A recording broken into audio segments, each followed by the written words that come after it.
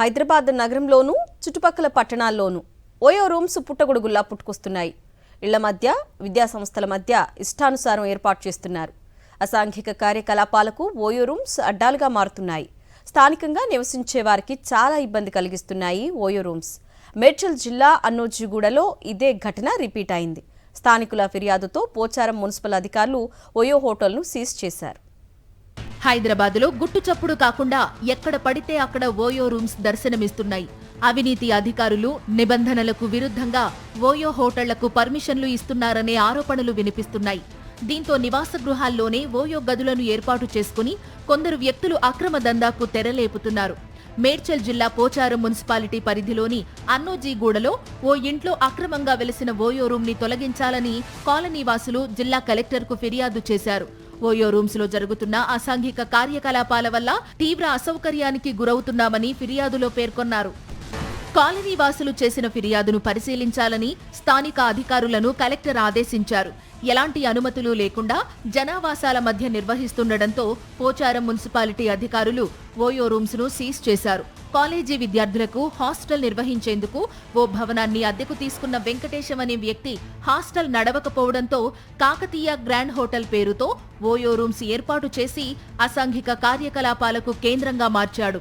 పగలు రాత్రి తేడా లేకుండా ఇష్టం వచ్చినట్లుగా అనేక మంది రూమ్స్ కు వచ్చేవాళ్లు. రోడ్డు మీద అడ్డదిడ్డంగా వాహనాలు పార్కింగ్ చేస్తూ చుట్టుపక్కల నివసించే వారికి ఇబ్బందులు కలిగించడంతో అంతా కలిసి ఫిర్యాదు చేశారు.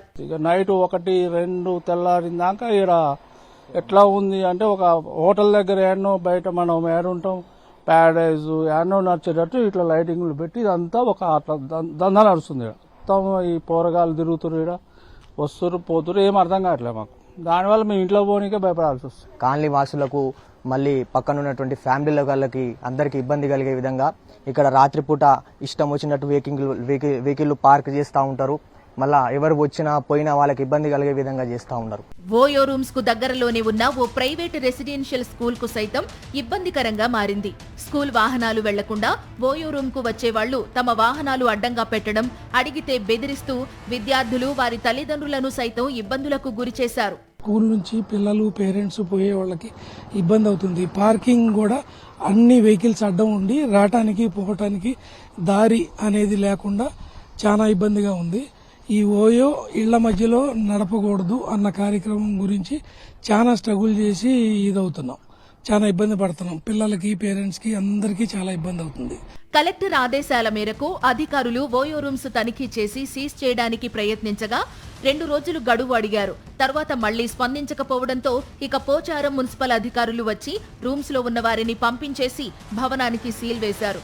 ఓయో రూమ్స్ ను జనావాసాల మధ్య ఏర్పాటు చేయడానికి వీల్లేదని, అలా ఉన్న వాటిపై చర్యలు తీసుకోవాలని స్థానిక సిపిఎం నేత డిమాండ్ చేశారు. ఇప్పటికైనా మున్సిపల్ అధికారులు సీజ్ చేసినందుకు మరి మేము సంతోషకరమైన విషయము.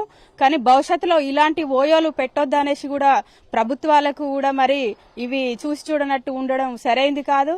ఇప్పటికైనా హైదరాబాద్ నగరంలో ఉన్న ఓయో రూమ్లపై అధికారులు ప్రత్యేక డ్రైవ్స్ నిర్వహించాలని, ఓయో రూమ్స్ పేరిట జరుగుతున్న చట్ట వ్యతిరేక కార్యకలాపాలపై దృష్టి సారించాలని ప్రజలు కోరుతున్నారు.